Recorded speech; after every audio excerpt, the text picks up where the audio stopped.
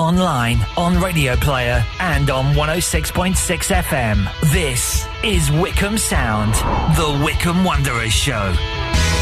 Welcome to the latest edition of the Wycombe Wanderers Show. I'm Colin, he's Bob. Actually, it's a previous edition. No, not really. We haven't got many editions left. No, we haven't. What, two after tonight? Yes, there'll be extra time. We'll be into extra time then. Oh dear, yes, I know. It's a bit sad, really, isn't it? I can't believe that the season's coming to a rapid close. No, and what a journey it's been. What a season it's been. A long road to hoe. Definitely, but I'm thinking back to the early run of defeats, obviously, but it's so fantastic getting your first goal in the Championship, and this is like the wrapping up. This will be the last show. We'll talk about it more, obviously, but the last goal, the first goal, I should say, the first points, it seems like such a long time ago now. It really does, and actually that period seemed to take such a long time to pass, sort of like waiting for even the first goal and then the first point and then the first win. That seemed to go on for a few months, to be honest. I know it wasn't quite that long, but it really did. And also, it only seems like yesterday, and now here we are, we've only got 2 games to go, and we're still not yet officially relegated, which I think is, again, reason for celebration. Absolutely, yes. Still mathematically possible. We need quite a goal swing in our favour, admittedly. It's something like 13-0 for each game would be ideal. Yeah. I mean, it's not quite that dramatic, is it? So say we could win the next 2, like 3-0, and Derby could lose one of theirs 4-0 and one of theirs 3-0, then I think that would just about see us right. Oh, fantastic! Doesn't sound quite so bad now. So exactly. So it could happen. It could still be on. Not really. Well, Yes, don't get your hopes up. It would be a miracle, yes. Coming up this week, then, we'll reflect on Bob's trip to South Wales, which sounds like some sort of holiday report, but you went to Cardiff. Indeed. I did, yes. Noswyth Da.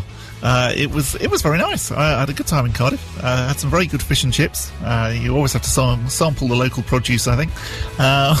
And heard from Gareth after the game as well, so we shall be playing that.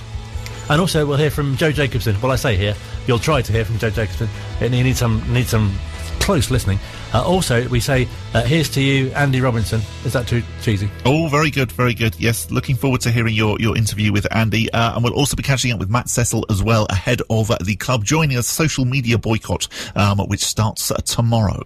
So, reflecting first of all on the game against Cardiff on Saturday, and there was, I think, well, certainly myself anyway, went into it with such optimism, and it's quite an exciting period, isn't it? Because you were looking at other games and thinking, well, hopefully that'll go in our favour as well, and we're on a bit of a decent bit of momentum. Things could be going well.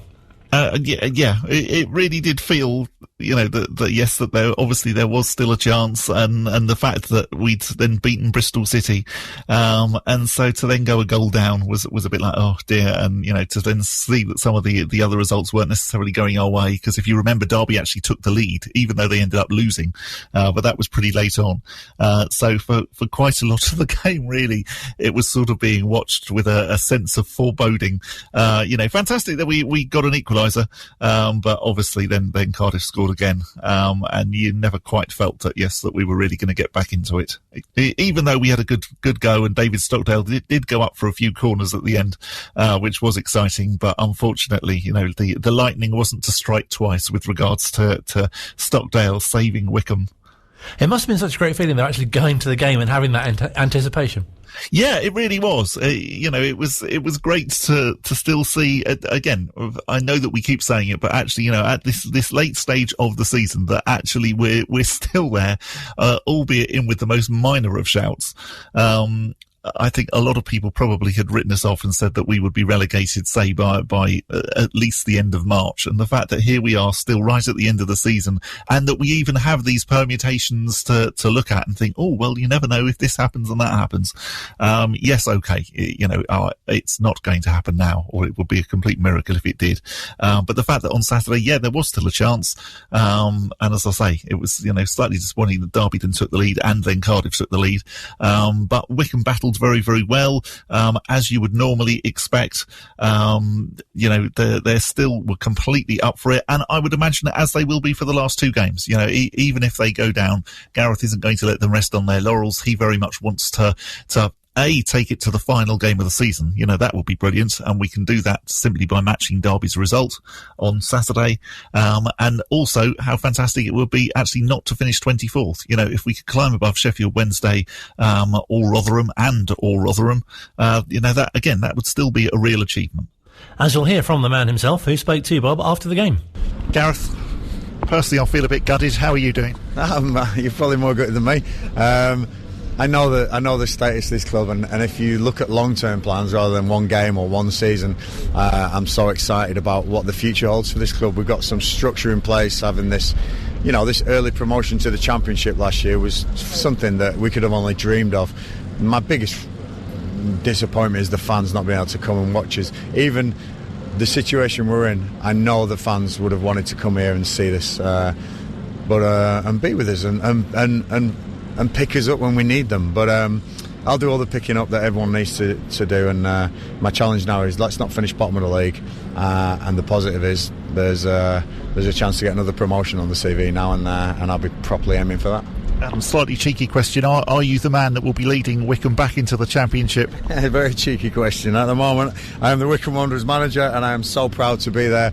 And you will have my all to get back to this Championship, because I've loved it. And you know what? We've learned so much. We will definitely not be losing the first 7 games next time, and we'll be very competitive.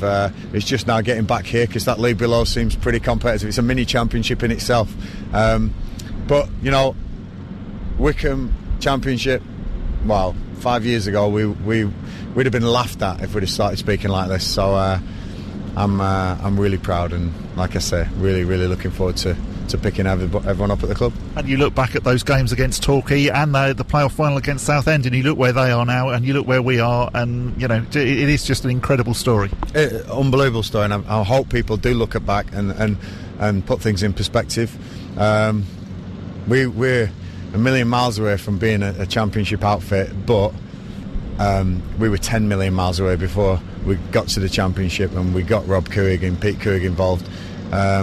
We'll get there, and for me to have played a part in any of that, I'm really proud, really honoured, and like I say, the people of Wycombe can sleep safe that I'm totally committed to doing this job, and I really, really enjoy managing this football club. A lawnmower in the background of your chat with Gareth, but stand by for a much more prominent lawnmower shortly. Joe Jacobson actually on the lawnmower. The lawnmower will be the real star of the interview with Joe Jacobson, but you'll have to listen hard to know he's there. And Alicia Povey asking the questions. Again, something which you might not realise whilst listening. But yes, interesting about your cheeky question. Yes, I know. Well, I thought, you know, I wanted to find out, and I thought it was quite a positive response, really. A very positive response. You know, he's talked a lot about sort of like bringing us back into the Championship, and, you know, very much, yes, without quite saying, yes, I'll definitely be the manager next season. You know, I think that was about as positive as we could expect. So the people of Wycombe can sleep easy, I think was the quote, wasn't it? Absolutely. Especially listening to Mid-Morning the other morning, where we had some top sleep tips as well. Sort of counting sheep, apparently. But I like the way that you're always now trying to wangle something about mid-mornings into the show. I'm just now looking at the next permanent Preston manager odds. Gareth is still very much the favourite, 2-1 on. Nicky Butt 4-1, Frankie McAvoy 12-1, and then various other people at 20-1. But anyway, you know, possibly they haven't heard the Wycombe Wanderers show, as maybe Gareth's odds might go out slightly from 2-1 on. Nice to feel we can have an impact on that sort of thing. Yes, it would be nice to think so. The odds-altering Wycombe Wanderers show. Yeah, indeed, absolutely. That would be something to put on the advertising banners for our programme. So before we try to hear from him, tell us a bit about Joe Jacobson's contribution, obviously scoring against his former club. Yeah, indeed. You know, I mean, clearly the fact that it was his former club, the fact that he had played for them and played in the Championship for, you know, all of those years ago, you know, it was fantastic to see that, you know, that he did manage to get one back for Wycombe. And yeah, you know, just really, really a nice story, because obviously he started at Cardiff, is a Cardiff fan, so, you know, it must be really exciting to go back there and actually manage to play and score. So, about to do some satire. If you want to test your eyesight, you can drive to a castle. If you want to test your hearing, listen to Joe Jacobson and a lawnmower at Cardiff. We've always been the same for the 7 years I've been here.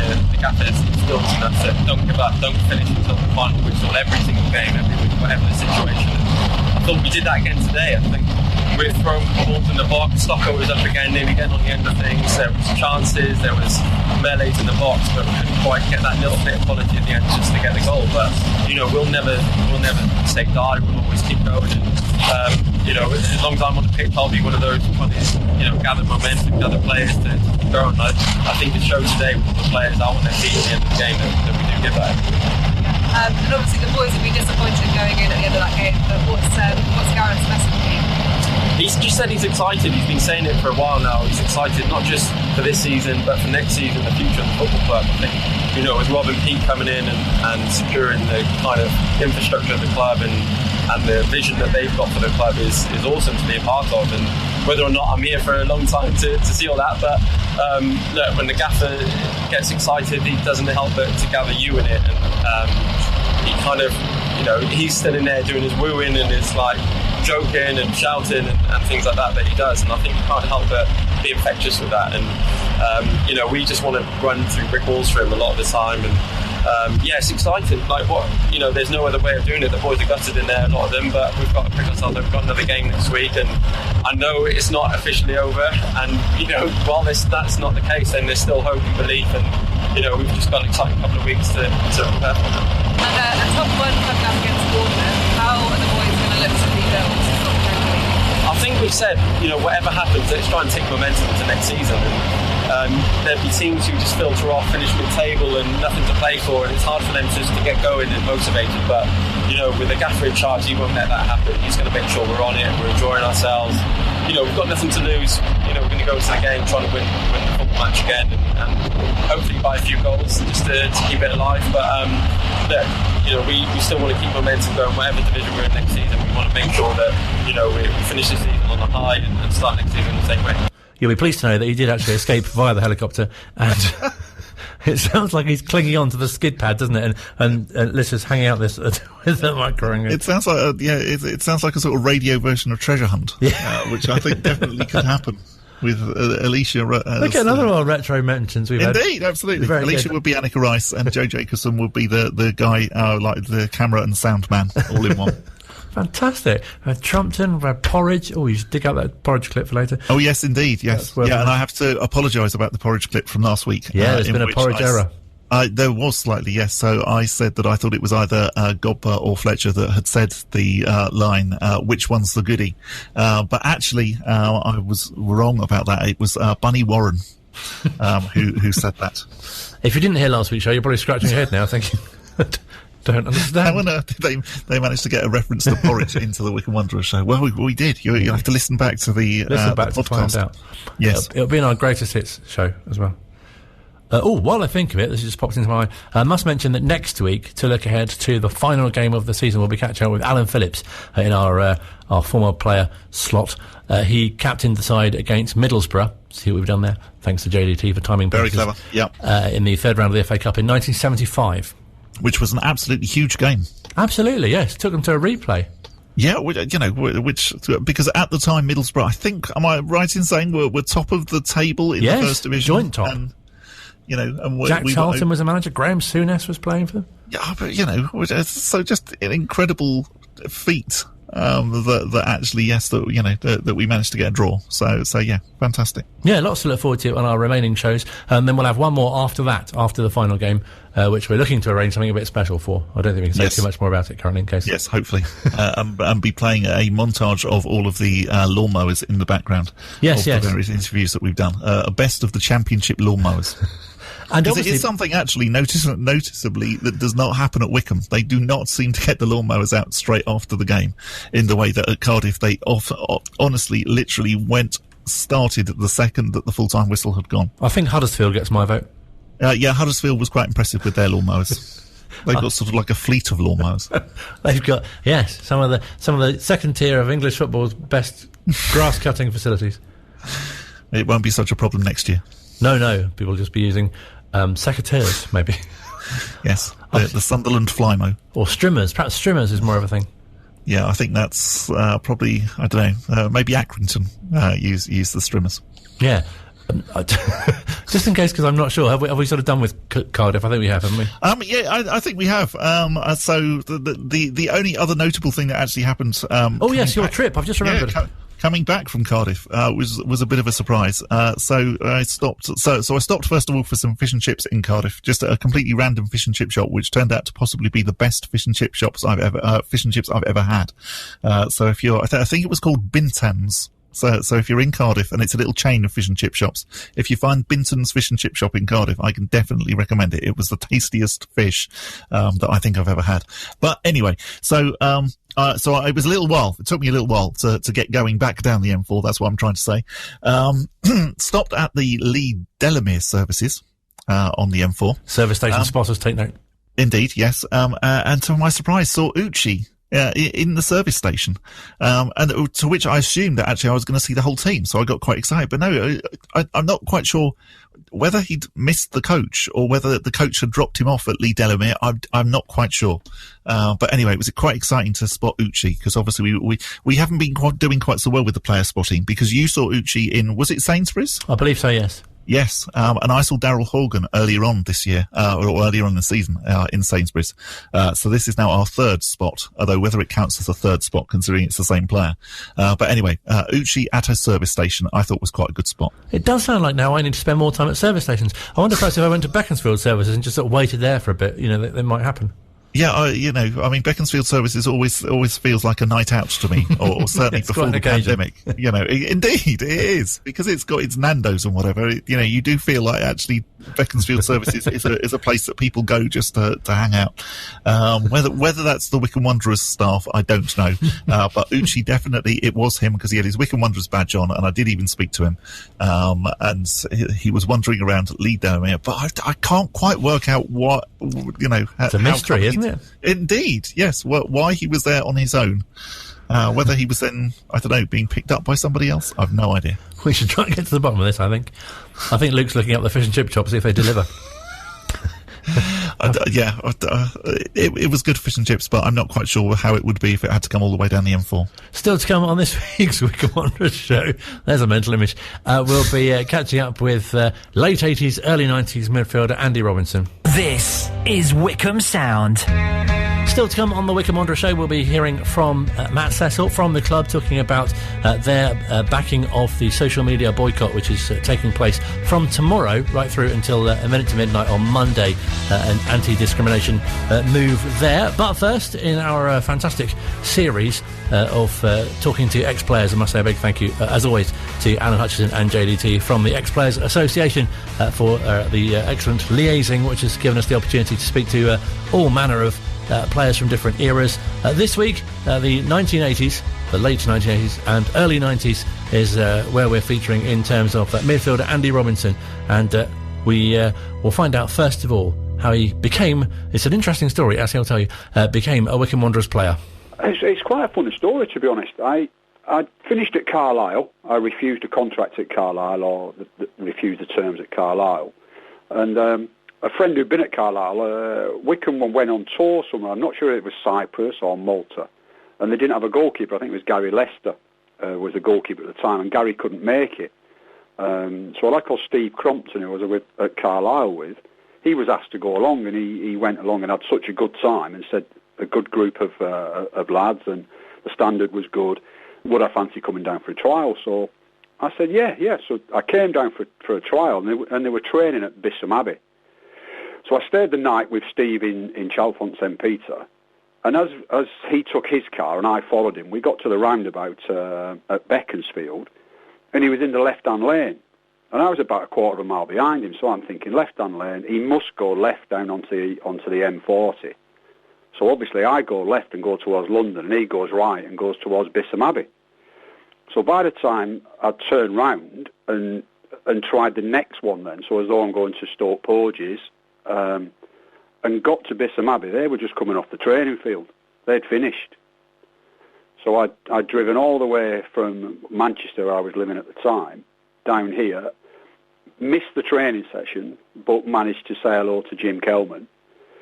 I then had to go home because I was then going to be a postman, so I had to do the test for the post office. And luckily Jim said, come down, and they were training up at the top near Handy Cross.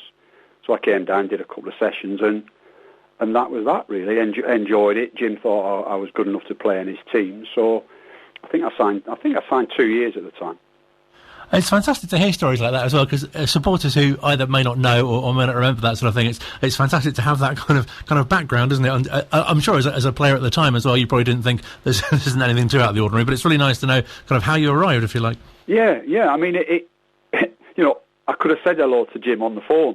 So really, I'd travelled 8 hours round trip, if you like, stayed a night over and not done a single bit of training. But, it was nice to see that the club, even then, invested in Bisham Abbey, to use Bisham Abbey, and then to have a good training facility, which I think might have been the college's facility at the time up at Handy Cross, which is now houses, showed me that, in essence, they had better facilities than Carlisle did that were in the Football League, and the players were as good as well. So it wasn't dropping down a level in players that you would play with or the facilities that were provided. Did you get to transfer to be a postman in the Wycombe area as well? No. I went out, I did the test. I didn't even bother whether I passed or failed because Jim invited me back down, so made the right decision. So what were your first impressions when you arrived at the club? First impressions, very friendly, as I suppose most people say. Ivor looked after me, Ivor Beeks, when I first came down. He really took care of me. Graham Peart, I lived in one of Graham's houses in Chalfont St Peter for probably the first year I was down, so really made me feel welcome. The same with Jim and the players, really. But most of them were part-time doing it for nothing at the time.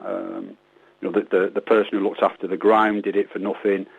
Even the secretary and stuff like that, you don't really get to know as a player. They were all very friendly, welcoming you to the club, and really just wanted you to do well. A number of the ex-players that we've spoken to, it feels like that the particular period that they were at the club felt like a really special time, and obviously a lot of the players that you played with during your time there, that must have felt like quite a special period at the time as well. Yeah. I mean, it's changed a lot now. I mean, we're talking 30 years. I think I left in 91 after the trophy final. I think a lot of things have changed, and obviously once they go professional and they go into the Football League, it's got to be professional, and a lot of the people that help them get there behind the scenes can no longer give their time or get put to one side, I suppose, which seems harsh, but that's the reality of a football club moving on to where they are now. But at the time, Jim liked to train on the pitch, which meant obviously the groundsman had to make sure the pitch was okay, and we trained to make sure that it was still okay for the Saturday. But that was one of his things. We play on the pitch, so we train on the pitch. The big bath down because I was at Lotts Park when I came down. The slopey pitch, the big bath in the middle of the changing rooms. Things were very, very different. But did it bring you closer together? Maybe it did. It's such a long time ago. But I know, I thoroughly enjoyed my time there. It must have been so interesting as well, because you kind of straddled the period, didn't you, with Jim Kelman in charge, and then when Martin came in as well. Yeah. I mean, Jim, for me, in my career and in football, Jim was way ahead of his time. Way ahead. Where they talk now of tactics and systems, and he played with a sweeper and two fullbacks that pushed on, Sean Norman and Steve Abley. Even then, I remember, I think we played Fisher one night. Malcolm Allison was the manager, and he said, how you play such a boring, he classed it as 5 at the back. I think we beat them, it might have been 5-0. And Jim, he knew the game inside out, an FA man, and it was so sad when it didn't quite work out in relation to how successful he'd been in the previous year. And then obviously Martin came in, steadied the ship, I think for the first season that I was with him, and then obviously moved into the new ground, and then obviously took it on from there. Did it really feel at the time like you were getting closer and closer to becoming a league club? I suppose it did in my first year when we should have actually got to the trophy final in that year. We went up to Hyde on their plastic pitch, and Kevin Durham missed a good chance late on, and I think we lost 1-0, and that was our chance really to do that. From I think the previous season when Jim came in, Wycombe was struggling, which is obviously why Jim came in, and I think we finished fourth. We got to the quarter-final of the trophy. We should have done better. Could we have pushed on? As a player, you kind of don't get involved in who we could sign and who we couldn't sign, but I know Jim brought Dion Dublin to the club. Whether the club could afford it or not, that was Jim's thought, that we needed a centre forward to push on. A lot of the emphasis was on John Kerr and Mark West, but we just didn't have, a big centre forward as a focal point, or how we could change our game. So that was a little bit disappointing. And then obviously we lost, I think, in the FA Cup or the trophy to Met Police, and that was the end of it. Then that's when the supporters had kind of had enough, and Jim left and Martin came in. And what are your memories of the final against Kidderminster itself? Because it just felt like, and we've said to other players that we've spoken to as well, but it just felt like the whole town went, and you'd see people from school or people from who lived in the area at the station or at the game, and it just felt like such a brilliant occasion. Yeah, I mean, for the town, it was an occasion. I can't remember the figures, whether it's 40,000, but obviously 30,000 of those were from Wycombe, just 2 or 3 stops up on the train or whatever. But we were, the club looked after us. They took us to Burnham Beeches, a couple of days before the game for the build-up to it all. What can I remember? Not getting on, being on the bench, being, if you're honest, being thankful that you actually got changed and was involved, whereas, a lot of my friends at the time then didn't get changed. Gary Smith, for one, very disappointed, because, there was only 2 substitutes, myself and Simon Hutchinson. So, yeah, in that aspect, disappointed that I didn't actually play. Really pleased for the lads who kept you involved in it all. But, yeah, it just goes, as most people say, it just disappears. It's, it's over. Obviously, brilliant reception when we came back to the town, at the town hall, and everything that the club put on for us. And really, I suppose that was the start, wasn't it? That was the start of the success. And then I left it. That's Martin. Martin wasn't sure whether he could offer me another contract for the next year, so I went on to Trevor Gould at Aylesbury. And are there any other particular sort of occasions or games or moments during your time at the club which especially stand out? If I'm honest, I enjoyed my first year at Wycombe more than any year in my career. Whereas I'd been at United as a kid, had a year and a half as a professional, had a month on loan at Burnley with Martin Buchan, went to Bury where Wilf McGuinness was, and then went to Carlisle where Harry Gregg was. So there were some people who knew the game there, but I think from being coached and managed by Jim and the players that we had there, we had some very, very good players there that played the system well. So that first year that I went there, from not really knowing anything about non-league, as it was, there was a conference, I think, then, I really enjoyed the first year. But obviously, as time went on, when Martin came, he preferred Simon and Keefe Ryan in midfield, I suppose, with the younger legs. So the last year wasn't, it started off all right. I was in the team, and then I didn't really play. So I think, the first year was brilliant, and we, like I said, we kind of let ourselves down a little bit. We should have gone further in the trophy that year. I mean, like I said, great set of lads. At the end of the season, we all used to go away. So I think we went to Portugal. Mr. Beeks came, so Ivor came, Jim came, the staff, and it was just, a good group, really. And it must be a great sense of pride for you to have made over 100 appearances, which is something you probably didn't imagine at the time when you signed. No, that's right. Yeah, I mean, you sign, you don't know how it's going to go, really. And then you think, he was there 3 seasons, I think I was. So, we played that shows you how many games we played.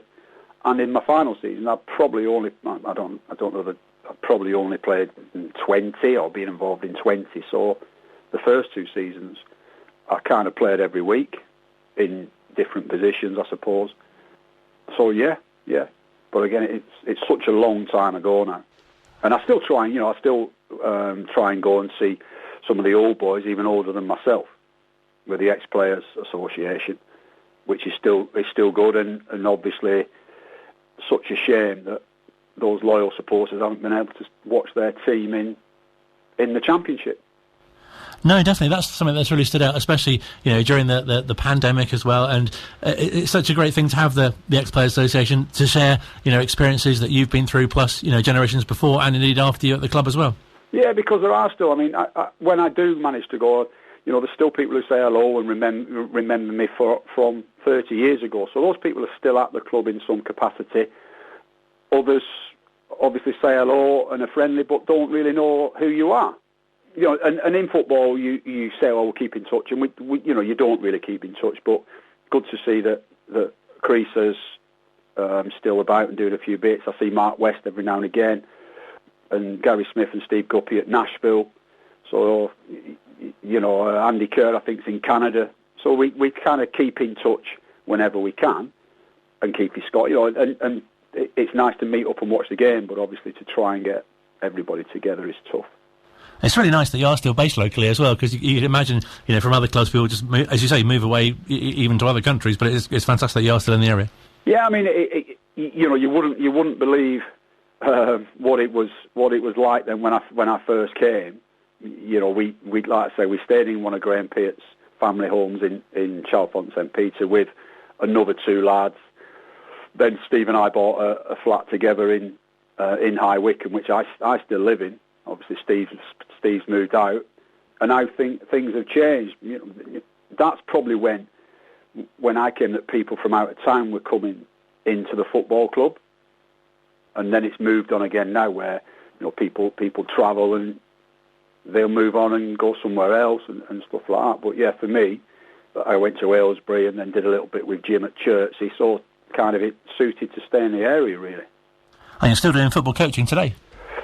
Yeah, I do. Yeah, I coach down at Bisham Abbey for the Fab Academy. Naz Bashir, he's a local boy who tries to give the local kids another chance that have not in their professional game. And then I do a bit of coach education at a school in Reading, the Pigott School, for kids who want to be teachers or professional coaches or leaders of some kind. So I'm still in the game, still local. Like I said, I don't see Wycombe as much as I'd like to, and I still travel up to Manchester to watch Man United. So, yeah, football is still the be-all and end-all, really. And when, obviously, it's fantastic to see Wycombe in the second tier of English football. When they did get promoted, did you feel a special sense of I was part of that? No, I think it's too long ago. It's great that I played. We had a decent team and stuff, but it's for other people to, definitely pleased and a little bit like, how on earth did that happen with such a small club run at the time by the supporters, or looked after by the supporters, with Dobbo and the gaffer down there. How on earth have they done that? Wycombe Wanderers in the Championship. What a feat. But no, I didn't take any definitely pleasure out of it, because it's kind of my time now. I've lived here 30 years. So no, not really any. We started that. It's down to them, the staff and the players now, and the people who still look after the club. It's an incredible story, isn't it, as you touched on, because I think the first game I went to at Lokes Park was in 87. But from there to see, as you mentioned, teams like Fisher and Kidderminster and Kettering, and to now see them playing against, well, you can't see them unfortunately, but Adams Park against Nottingham Forest and people like that. Yeah, when you think back to the first game at Adams Park with Nottingham Forest, I think Cloughie brought a team down because of Martin's things, and it was a pre-season friendly against Forest. But yeah, you look at the teams that have gone up, Watford, that are not far away. But the finance and the backing that they've got at Watford and Norwich, those clubs down there, they get 20, 30,000. Wycombe get 4 or 5, and they still hold their own. I mean, it's an amazing story from however many years ago it is that they were nearly out of the Football League. When I played, our main rival really was Barnet. You know, and the difference in Wycombe in the Championship and Barnet desperately fighting to stay in the conference or the National League. You know, when you had Stan Flashman and Barry Fry at the time, completely different. I came down 88, 89, I think. So yeah, the likes of Kevin Day, who lived in Wycombe, Wycombe boy, Westy, Wycombe boy, Gary Lester. So all those were here when I turned up, and then I think David Carroll and, like I say, Gups, Keithy Scott, Creaser, Curry, Matty Crossley, and Gups. You know, Gups was only a young boy when I was here, and then look how he went on. I was going to say, it must have been such a great feeling to be part of that team and the characters that were there at that time. Yeah. I mean, the team, and it was a team. There was no stars. Westy scored the goals. John Kerr scored the goals. And they didn't, you know, they weren't the stars. They were just in the team. You know, we didn't have a squad of 24. We probably had 16 players. And you saw that the players that Jim brought in were better than the ones that sadly disappeared, which is the same, you know, is the same as myself. You know, Martin brought in players that to win football matches, and I leave and others come in, and the success carried on. And then there was a bit of a dip, wasn't there? And they got over that dip, and then had just done well. You couldn't, if you wrote a book, people wouldn't believe you. Of, you know, one game away from being in the National League to obviously a season in the Championship. And it's so sad that the fans couldn't see that, you know, be there for that season. No, as you say, it's a fantastic story. I really appreciate your time. It's been great to speak to you. Thank you so much. No problem, Colin. Really enjoyed chatting to Andy Robinson, and fantastic to reflect on a time, as I say, around that time when he started, 87 I think, just the season before, was when I first started going to, my first game I think was 87, and that was against Barnet as well. And I was interested that he mentioned about Barnet, because it was 30 years ago today, that the Duke of Kent officially, opened Adams Park. It had obviously been, you know, this was the official royal unveiling. It had been open before then. Unfortunately, we lost 3-1 that night. So it's, you know, that's why it's slightly consigned to history, I think. Barnet scored 2 very early goals. It's funny, isn't it, how 30 years ago can seem quite a long time ago, but also not that long ago as well. Very, very true. Yeah, you know, and think and just remember all of the excitement about the club actually moving and, you know, their new home and whatever. And as you say, you know, a lot of time has passed since then, but at the same time, it does also just feel a bit like maybe not yesterday, but last week. Absolutely, or perhaps the week before. By the way, in our continuing news series of corrections and clarifications, so I've already had to apologise about getting the porridge reference wrong. I now have to apologise to Finton's Fish and Chip Shop in Cardiff. It's Finton's, not Binton's. So if you were travelling around the Cardiff area looking for Binton's Fish and Chips, you'll be travelling for a long time. It's Finton's is the fish and chip shop that I went to on the way home. Still to come on this week's Wycombe Wanderers Show. Other corrections possibly in the next 19 minutes. We'll see what else we can get wrong. We'll be catching up with Matt Cecil from the club as well about the social media boycott plan for this weekend. Well, it starts tomorrow, actually. This is Wycombe Sound. Final part of the Wycombe Wanderers Show. Bob said I can do this bit. Are you sure you don't want to contribute? You can do this bit. That's fine. Still to come, thank you. We'll be telling you about a new signing for the future. But first, you might have heard in the news, I think it was announced at the weekend. Yes, it was, Saturday night. Quite late as well, 10 o'clock, I remember. That the Premier League, EFL, lots of other governing bodies as well, Women's Super League, lots of others too, are boycotting social media channels in a protest against anti-discrimination and online racial abuse. And lots of other organisations since have shown their support as well. Obviously, Wycombe Wanderers being a championship club, one of those backing the action. And Bob's been speaking to the club's head of media, Matt Cecil, to find out a little more. So tomorrow, the club are joining lots of other football clubs, and even now rugby and cricket clubs have also signed up into a boycott of social media. Just let us know why the club are doing this.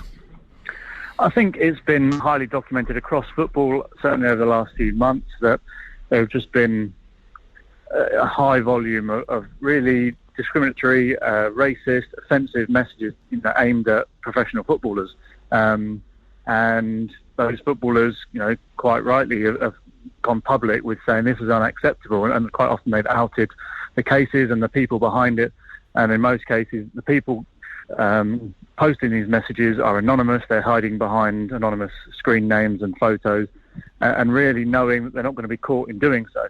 But their actions have caused a lot of hurt and a lot of offence to a lot of people. So football is kind of united now to say something needs to change, and there's not one quick fix really. Football is asking the social media platforms to do more to clamp down on this abuse, to stop it even reaching the recipient, and to stop footballers having to open their phone and be greeted with all these vile messages that have been coming their way. So that's one thing that football wants from the social media companies, is to put this barrier in front to say these messages shouldn't be even getting through.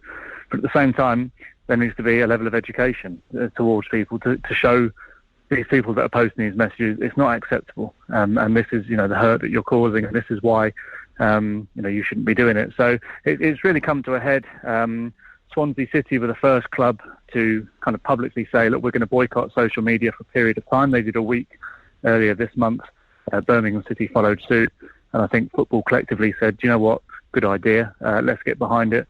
And Wycombe Wanderers have taken the decision to do the same, to take part in this protest this weekend, to shut down our social media platforms, hoping that silence speaks volumes and shows people that now is the time for change, to stop this level of abuse being so prominent in society. And I think it's fantastic that actually so many clubs and organisations, and I say even now different sports, are united against it. And over the past couple of weeks, we've all seen the power of actually when football does unite against something, how strong actually that voice is. Yeah, and as I say, it's a silent protest which will speak volumes, and I think it will be quite an eerie place on social media. We're all used to getting our phones out of our pockets on a match day and scrolling through hundreds and thousands of posts, and there's going to be silence this weekend. There'll be nothing to read, nothing to digest. I kind of feel for the clubs that are going to have something to celebrate this weekend, whether it might be a promotion or a survival against relegation, because social media is often a place for joy and for celebration and for sharing good news. You only have to look at all the content coming out of Cheltenham Town this week. Fantastic scenes down at Wadden Road with the manager dancing in the car park in front of the fans, and that's kind of the beauty of social media. It gives us all as football fans access into our clubs that wasn't possible 10, 15, 20 years ago. The dark side of social media comes in the form of these trolls, these bullies that probably aren't football fans, that probably aren't the ones that go to games and support their teams. These are trolls in their bedrooms who just want to be noticed, want to be acknowledged in some way, and their way of doing it is posting obscene messages to footballers and hoping for the response. So, yeah, it's I work in social media. I see the joys of it. I also do see the levels of abuse. I think we're fortunate at Wycombe that we don't seem to have been the victim of it so much, but I do know that some of our players do receive abuse on a regular basis, and it's not just racist abuse. Some of it is absolutely abhorrent stuff about wives and families and kids that is senseless, it's brainless, and it requires those players to have a kind of a thick skin to it, but they shouldn't be expected to just be able to laugh it off or just shrug it off and delete it, because for some people it will really hurt them hard, and potentially affect their mental health. So it's a big weekend for football.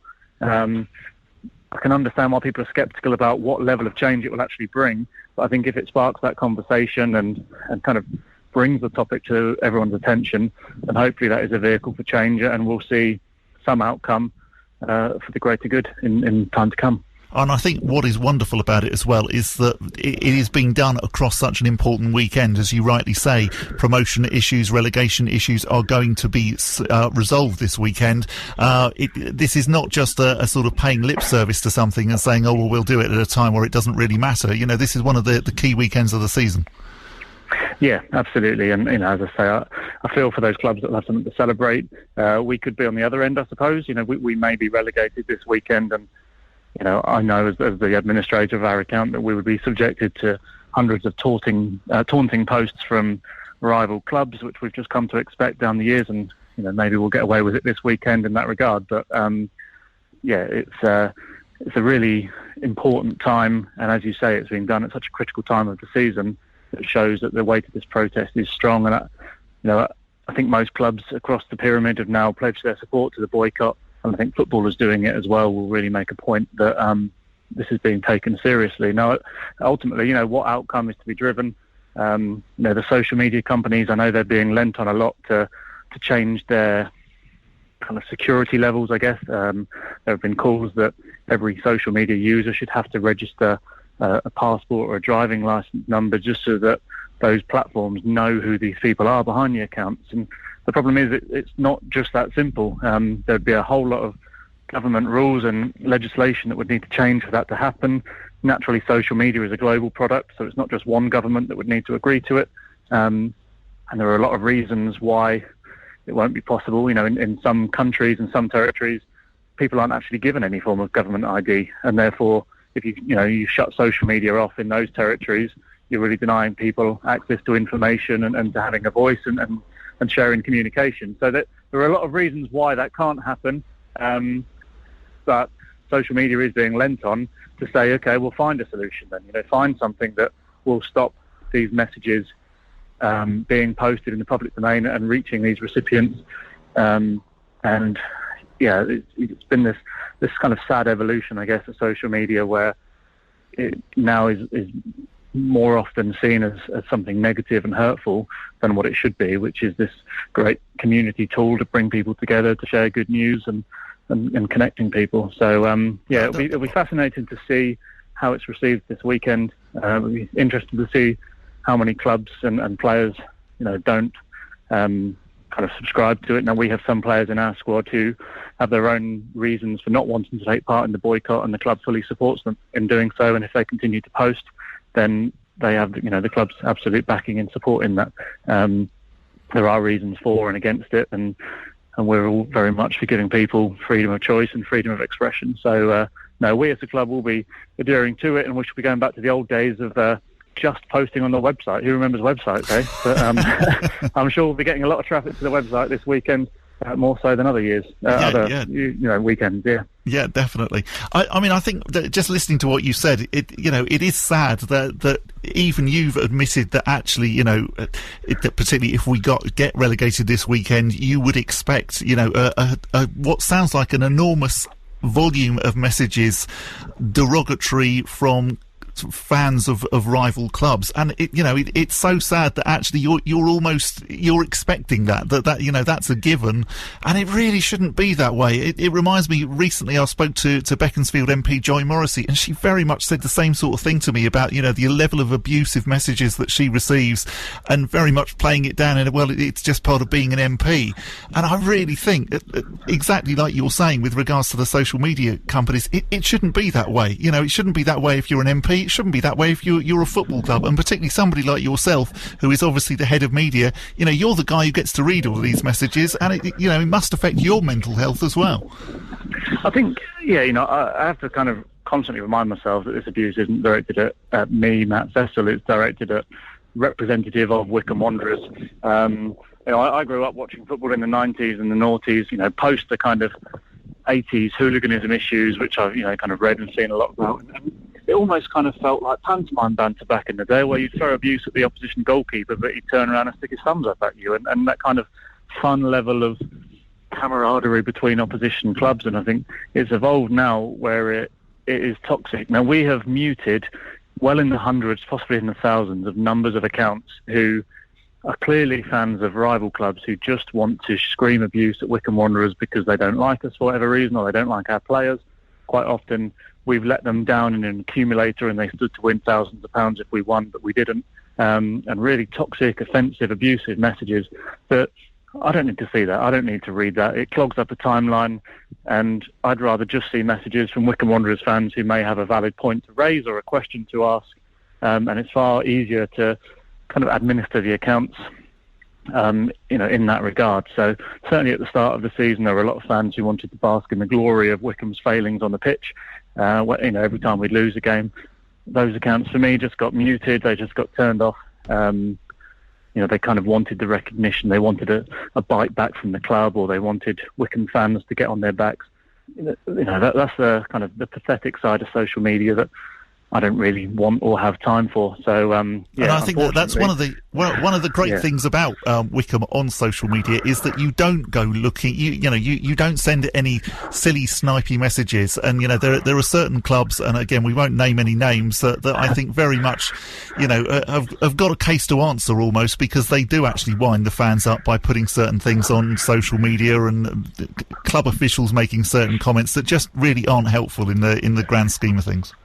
Yeah, I agree. I think it's evolved, and I think we were probably, I'd say, guilty of doing so in previous years, but that's probably when we felt it was more pantomime and light-hearted. And I think, when social media came around, clubs were trying to find their identities online, and there are some great examples. I think there was a tweet from Man City right at the start of Twitter's kind of rise to prominence, and it was a Manchester City administrator debating the merits of a new Hyundai logo or something like that. That was completely harmless, and clubs didn't know how to use social media effectively, really. And I think, where we have previously engaged in what we would have considered friendly banter with opposition clubs or fans, we've kind of very deliberately turned away from that now, made the focus about Wycombe Wanderers and Wycombe Wanderers only. We don't want to offend anyone else. We don't want to offend fans of opposition clubs or give them reason to turn against us. Social media is for us to engage with our supporters and not just go looking for likes and nibbles and wanting to go viral just because we've said something derogatory about another club. I think that's a responsibility that all clubs have, really, to try and keep social media and the Twitter football community actually friendly and sane. In a year where the whole world has lost its minds because of the pandemic and lockdown and being deprived doing what we all love, that kind of pent-up frustration, I think, has emerged on social media and given people time and reason to want to turn on each other. And I think football has a part to play in saying, no, actually, let's be kind. Let's acknowledge that we all support different clubs. We want them to win on a Saturday, but let's shake hands at the end of the game and move on. So, I'm so completely 100% behind that. And you think, the be kind message is so strong. And I think also it's important to acknowledge, that it's not just in football either. It's not just footballers, of course. I've already talked about you as head of media. We also know of a lot of journalists, in particular female journalists, who do seem to, get a huge amount of abuse, just because they are commenting on football. Yeah. Yeah, it's horrible, and the amount of people that have come off social media because of that. The trolls shouldn't win, the bullies shouldn't win, and they feel that they're winning if they're able to prompt a response from somebody, whether it's a public reply or somebody deleting their Twitter account because of abuse. It shouldn't happen. I think the protest is sad in the fact that it is going to deprive the vast majority of fans who use social media for good and want to keep engaged with their clubs. It's a time of solace, isn't it? If Wycombe Wanderers lose a game, quite often fans might feel disappointed, depressed, lonely. They want something back from their football club, and this kind of void of news and information this weekend, it's going to be a real shame for those fans who will just feel a bit distanced from their club. It will be something that we have to try and overcome, obviously, just creating the content we normally would do on social media across the websites. And it is a shame that it has to come to this, that the vast majority of people won't get their usual fix of social media activity because the clubs are taking part in this boycott. But it is time for something to change. And we're pleased to play a part. But as I say, fortunately, I don't think we are anywhere near as kind of victimised as some other clubs or players. It's probably not hit us as hard as it has other clubs, but we stand shoulder to shoulder with those clubs and those players who have been affected, and hope that, collectively we can force some form of change. Yeah, completely. Well, it's been wonderful speaking to you, Matt. Thank you so much for your time. Really, really appreciate it. And I think, the vast majority of fans completely understand exactly why the club are taking part and, would be 100% behind it.